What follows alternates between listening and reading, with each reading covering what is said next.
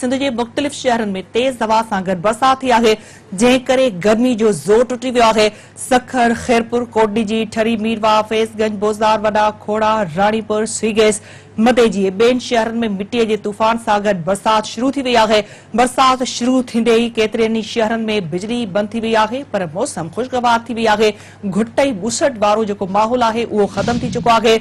मौसम ख़ुशगवार थी वई आहे। मुख़्तलिफ़ इलाइक़नि में बिजली गायब थी वई आहे। अवां खे अपडेट कयूं पिया त सिंध जे मुख़्तलिफ़ शहरनि में तेज़ हवा सां गॾु बरसात थी आहे, जंहिं करे गर्मी जो ज़ोर टुटी वियो आहे। सखर, खैरपुर, कोटडीजी, ठरी, मीरवा, फैज़गंज, बोज़दार, वॾा खोड़ा, राणीपुर, स्वीगेस, मदेजी ॿियनि शहरनि में मिटीअ जे तूफ़ान सां गॾु बरसात शुरू थी वई। बरसात शुरू थींदे ई केतिरनि ई शहरनि में बिजली बंदि थी वई आहे।